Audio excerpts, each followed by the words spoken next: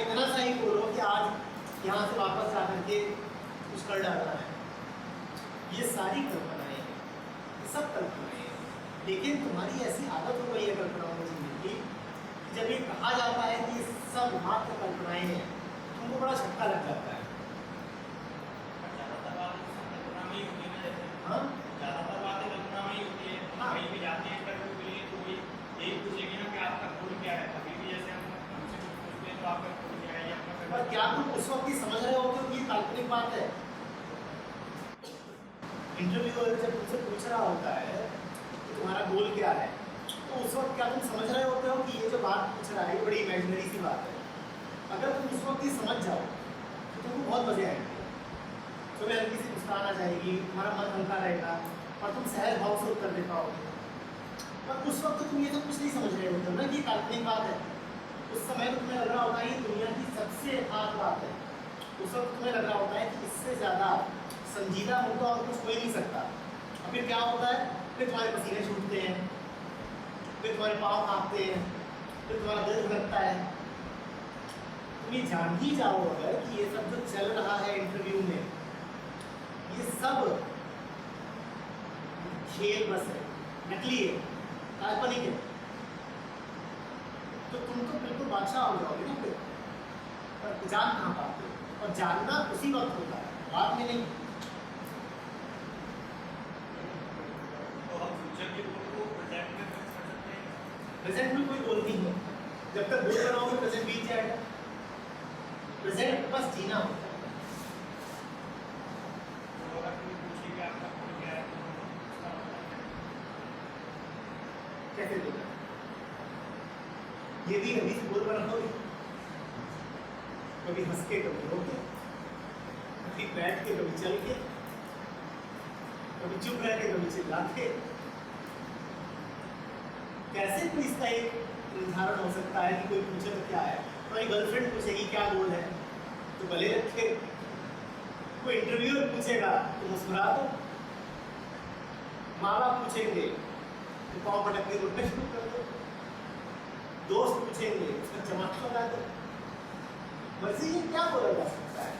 देखो, समझने के उपरांत तुम क्या करोगे इसका कोई पूर्ण निर्धारण संभव नहीं है। 10 लोग सो रहे हैं, सोते समय सब एक से लगते हैं, शरीर पड़े हुए हैं, स्थिर है, चेहरों पे कोई भाव नहीं है। पर जगने के बाद वो क्या करेंगे इसका कोई पूर्ण निर्धारण हो सकता है क्या?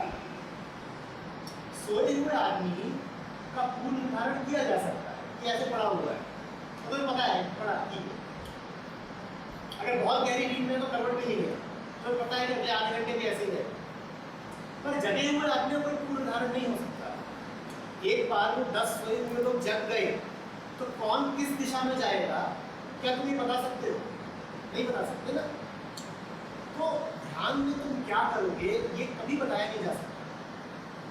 तो यही उसका मजा है, उसकी ये जो अनप्रेडिक्टेबिलिटी है,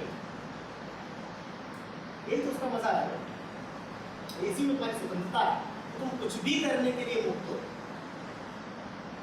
कुछ तुमने पहले से तय नहीं कर रखा है, पर उसका खतरा आ गया।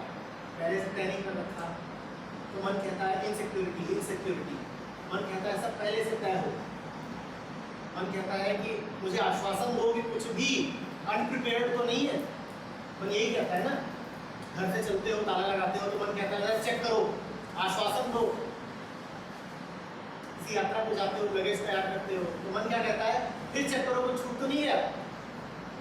मन हमेशा क्या चाहता है, फ्यूचर के लिए सिक्योरिटी, तो वो तो हल्ला करेगा।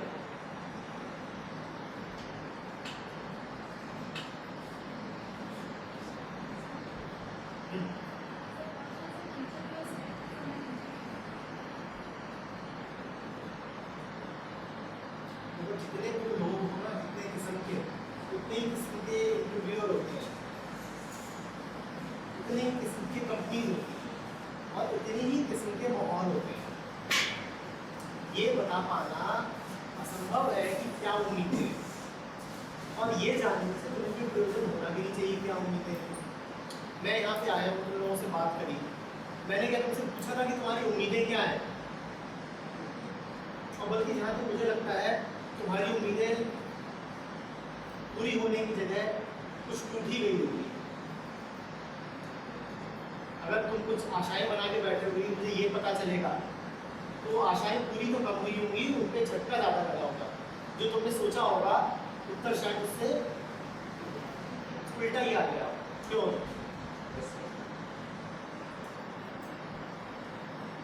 तो वो क्या चाहता है क्या नहीं चाहता है उसको छोड़ो। क्या तुम ये जानते हो कि तुम क्या चाहते हो? क्या तुम ये जानते हो कि तुम्हारी सारी चाहतें कहाँ से आती हैं? मुझे बताओ तुम क्या चाहते हो? तुम खुद सिर्फ ये चाहते हो कि सामने वाले लोग जो तुमसे चाहते हो पूरा होता है। You only want to meet others' obligations, and in this case, you want to meet the interviewer's obligations, expectations.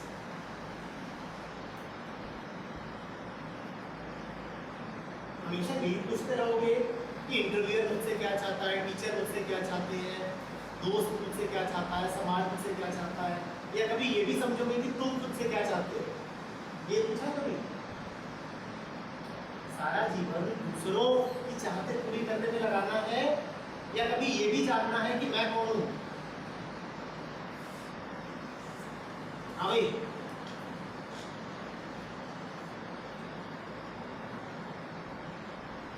Sir जीवन तो त्याग का यज्ञ है जिसमें मैं अपनी आहुति दे चुका हूँ। मेरी कोई चाह कोई वासना है ही नहीं। मेरा जीवन तो दूसरों के लिए, समाज कल्याण के लिए मैंने अपने आप को समर्पित कर दिया है। हाँ, ऐसा है। अगर नहीं कर दिया ऐसा करके तो जानो तो कि तुम चाहते क्या हो, और ये सब जो तुम कहोगे कि मैं चाहता हूँ, उसमें से कोई भी चाह तुम्हारी अपनी है या नहीं है? इंटरव्यू कहेगा मैं चाहता हूँ तुम नाक पकड़ लो, या 2 उंगलियां नाक में हिट कर दो, तो उसकी तो चाह कुछ भी हो सकती है। कुछ में किसी कंपनी में डाल देगा, कंपनी कहेगी मुझे वैल्यू फॉर मनी चाहिए, हम तुम्हें इतने पैसे देते हैं, इसके बदले में तुम हमें इतनी सारी प्रोडक्टिविटी दो, इतना सारा आउटपुट दो। तो उनकी चाह है, तुम्हारी कोई चाह है कि नहीं है? मम्मी पापा ने चाह इंजीनियरिंग कर दो, तुम इंजीनियरिंग करने लग गए।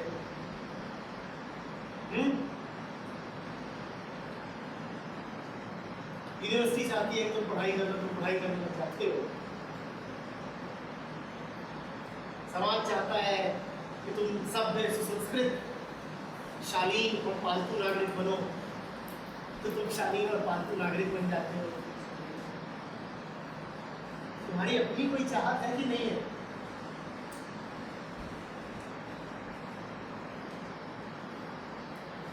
तो चाहत गलत सही नहीं होती है। हाँ, आपके साथ में चाहत गलत सही नहीं मैं कह रहा हूँ चाहत या तो अपनी होती है या बाहर की होती है। नहीं, जैसे मेरी खुद पर पर्सनल थिंकिंग है कि सपोज कहीं यहाँ पे जाएंगे और कोई कहीं ना कहीं नेगेटिव डालनी है और इससे मुझे मानसिक सुकून मिलेगा, तो मेरे लिए तो सही नहीं है। क्या ये चाहत तुम्हारी है? नहीं, अगर बाई चांस किसी मैं कह रहा हूँ जिसकी भी है, क्या उसकी है? मैं बचपन से ही हिंसा पिटान फिल्में देखता हूँ। मैं बचपन से ही एक ऐसे माहौल में पला बड़ा हूँ जिसमें लूट मार को बड़ा चल रहा है। मैंने देखा है कि मेरे पिताजी मेरी माँ को लूट मार करते रहते थे। मैंने देखा है कि मेरे चचा जी आकर के मेरे पिताजी को लूटते रहते थे, और मेरे घर में सदा पिक्चरें भी ऐसी चलती थी जिसमें गोलियां, बंदूक, बम, धड़ाके, लूट मार और डकैती के अलावा कुछ था नहीं। अब कुछ सालों बाद मैं जाकर के बैंक लूटा हूँ, तो क्या बैंक में लूटना मेरी इच्छा थी या वो इच्छा मेरे अंदर घुसेड़ी गई थी? सर किसी ने फोर्स को भी किया था, वो तो हमने खुद से ग्रैब कर लिया था। आपने नहीं ग्रैब करी। उसी ने सर एक स्पॉन्ज होता है, एक स्पॉन्ज होता है। स्पॉन्ज जानते हो? स्पॉन्ज, उसका काम है पानी सोखना। चारों तरफ से तुम उसमें पानी की बौछार कर दो, वो पानी सोख ले, तो तुम क्या कहोगे कि स्पॉन्ज ने खुद सोखा?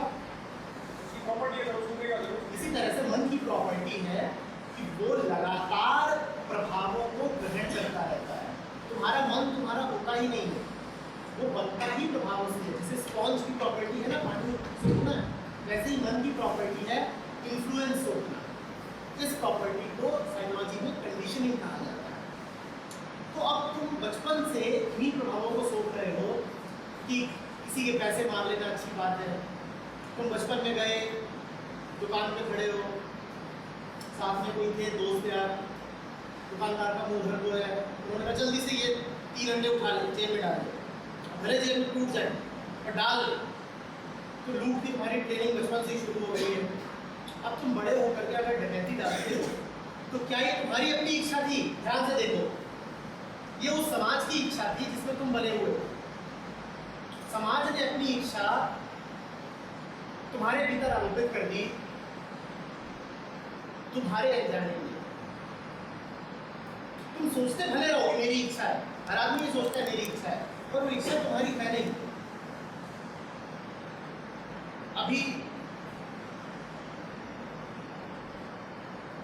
घोषणा हुई कि जो लोग जाना चाहते हैं जाए, जो रुकना चाहते हैं रुके। क्या जो सब लोग गए हैं वास्तव में जाना उन सबकी इच्छा थी? पर रुकने वाले हैं शायद 15 या 20 और जाने वाले हैं 80 या 90। तो जब 80-90 लोग जा रहे हो तो 2 लोग जिनकी इच्छा भी है रुकने की, तो क्या करते हैं? चल देते हैं साथ में। अब ये जाना क्या उनकी अपनी इच्छा है या उन पर प्रभाव पड़ा है? प्रभाव पड़ा है। इच्छा अच्छी या बुरी नहीं होती, देखना बस ये होता है कि वो इच्छा आ कहाँ से रही है। देखो ना वो इच्छा कहाँ से आ रही है। तुम यहाँ से बाहर निकलते हो, रोड पे बहुत बड़ा होर्डिंग लगा हुआ है, एक नया मोबाइल फोन आया है बाजार में, और तुमने उसको देखा और तुम घर गए और वापस कहने लगे पैसे दो खरीद के लाना है, मेरी इच्छा है मुझे नया मोबाइल फोन खरीदना। वो इच्छा तुम्हारी है या तुम्हारे भीतर आरोपित की गई? तुमने यहाँ होर्डिंग देखा, फिर घर गए, अखबार खोला, उसमें भी वही ऐड देखा, फिर टीवी चालू किया, IPL देखा, IPL में भी वही विज्ञापन आ रहा है। अब वो इच्छा क्या तुम्हारी है या तुम्हारे भीतर डाली गई है? मैं क्या चाहता हूँ अगर मेरे इस बात पे ध्यान से देखो, मैं तुम्हें पहले से निष्कर्ष देना नहीं चाहता, पर सुन लो, जब तुम ध्यान से देखोगे तुम्हें पाओगे कि तुम्हारी जितनी इच्छाएं हैं सब तुम्हें डाली गई। तुम्हारी जो सबसे करीबी इच्छाएं भी हैं, तुम्हारी जो सबसे आंतरिक इच्छाएं भी हैं, वो भी तुम्हारी अपनी नहीं है, वो भी तुम्हारे भीतर आरोपित की गई है, ट्रांसप्लांट की गई है। जिसे तुम अपना गोल बोलते हो, वो गोल भी तुम्हारा नहीं। तो लाइफ बेकार है, ऐसी लाइफ बेकार है। सब गोल में पर लाइफ कुछ और भी हो सकती है कि नहीं, वो तुम पता करो। जो जी रहे हो ये तो बेकार है। सर हम लाइफ के बारे में जानना चाहते हैं, तो वो कहाँ से जाएंगे? अपने आसपास से जानेंगे, वो भी अपने आसपास से जानोगे। वो भी इन्फ्लुएंस ही मानते हैं। कैसे अपने आसपास से जानोगे? हमें क्या करना है? अभी जब उसने प्रश्न पूछा था तो मैंने क्या कहा था? जीवन कौन जी रहा है? तुम जी रहे हो। जीवन को यदि जानना है तो आसपास से जानोगे या जो जी रहा है उससे जानोगे? तो सिर्फ एक वीरान जगह हम भटकते घूम रहे वो हैं। वीरान है, ये कौन जान रहा है? तुम जान रहे हो ना। तो वीरान है ये कहने के लिए भी तुम्हें ही जानना पड़ेगा। वो जानने वाला कौन है उसे जानो। अगर वीरान घूम रहे हैं और जानना चाहते हैं तो क्या जानेंगे? ये जान रहे हो ना कि वीराना है। ये इसका क्या अर्थ है कि जानने वाला मौजूद है? अगर जानने वाला सोया हो तो क्या वो जान सकता है कि वीराना है? एक सोया आदमी को वीराने में पटक दो, क्या वो जानेगा कि ये वीराना है? नहीं जानेगा। तो इतना जान रहे हो ना कि वीराना है। इसी प्रकार ये भी जानो कि कौन उस वीराने को जान रहा है। इतना तो क्लियर है कि वीराने को जान रहे हो, है ना?